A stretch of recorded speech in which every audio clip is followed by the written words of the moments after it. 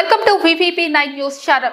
Nandigama AP municipal workers and employees federation CITU committee రాష్ట్ర వ్యాప్తంగా ఇచ్చిన పిలుపులో భాగంగా నందిగామ మున్సిపల్ కార్యాలయం వద్ద ధర్నా నిర్వహించడం జరిగింది.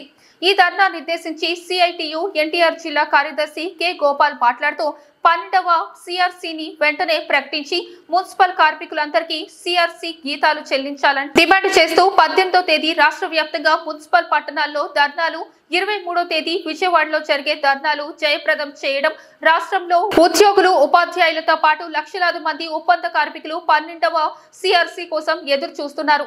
12వ CRC గడువు పూర్తయి 2 సంవత్సరాలు దాటింది. ఇంతవరకు 12వ CRC కమిటీ వేయలేదు. ఇప్పటికైనా తెలుగుదేశం కూటమి ప్రభుత్వం 12వ PRCని వెంటనే ఏర్పాటు చేయాలని, మున్సిపల్ కార్మికులందరికీ జీతాలు పెంచాలని AP municipal workers and employees federation Nandigama committee ప్రభుత్వాన్ని డిమాండ్ చేస్తుంది.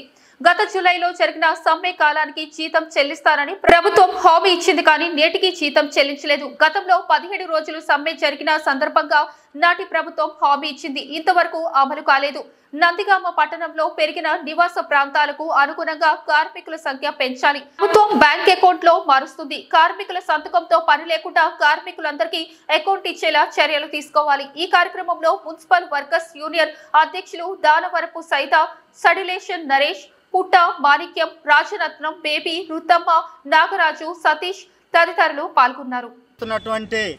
పారిశుద్ధ కార్మికులకి రాష్ట్ర ప్రభుత్వం గతంలో సమ్మెకాలం చేసినటువంటి ఒప్పందాలు దాదాపు 17 రోజుల పాటు సమ్మె చేశారు. 17 రోజులు సమ్మెకాలకు సంబంధించినటువంటి వేతనాలు చెల్లిస్తామని చెప్పేసి సంవత్సరాలు అవుతా ఉంది. ఇంతవరకు అవి చెల్లించలా. తక్షణమే సమ్మెకాలపు ఒప్పందానికి సంబంధించినటువంటి 17 రోజుల వేతనాలు చెల్లించాలి, కార్మికుల అకౌంట్లో వేయాలని చెప్పేసి మేము ఈరోజు రాష్ట్ర ప్రభుత్వాన్ని డిమాండ్ చేస్తూ ఉన్నాం. అదేవిధంగా వేతనాలు పెంచి 2 సంవత్సరాల పైన అవుతూ ఉంది. 12వ PRC ఇంతవరకు అమలు చేయాల. 12వ PRC అమలు చేస్తే కార్మికులకు కూడా ప్రభుత్వ ఉద్యోగుల్లాగే ఆ PRC వర్తిస్తుంది. ప్రభుత్వం తక్షణమే 12వ PRC అమలు చేయాలి. అమలు చేసిన దాంట్లో పారిశుద్ధ కార్మికులను కూడా వాళ్ళని ఇంక్లూడ్ చేసి వాళ్ళకు కూడా DA పెరిగే విధంగా ప్రభుత్వం చర్యలు తీసుకోవాలని చెప్పేసి మేము కోరుతా ఉన్నాం. అదేవిధంగా దాదాపు 3 సంవత్సరాలు అవుతా ఉంది. పారిశుద్ధ కార్మికులు చనిపోతే వాళ్ళ స్థానంలో వాళ్ళ కుటుంబంలో విధుల్లో తీసుకుంటామని చెప్పేసి ప్రభుత్వం సర్క్యులరు జీవో పాస్ చేసింది.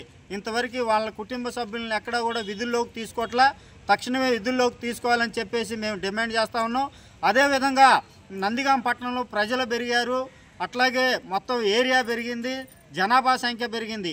అయినా గత 10 సంవత్సరాల నుంచి ఎంతమంది 100 మంది చేస్తూ ఉన్నారు, వాళ్ళే ఉన్నారు తప్ప సంఖ్య మాత్రం పెంచట్లా.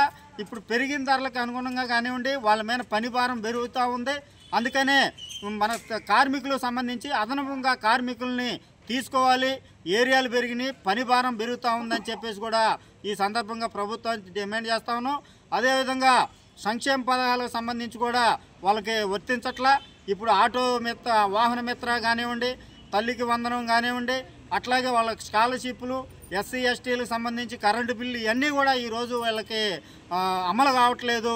ప్రభుత్వం సంక్షేమ పథకాలు అన్నీ అమలు అయ్యే విధంగా చర్యలు తీసుకోవాలని చెప్పేసి ఈరోజు రాష్ట్ర ప్రభుత్వాన్ని మేము డిమాండ్ చేస్తా ఉన్నాం.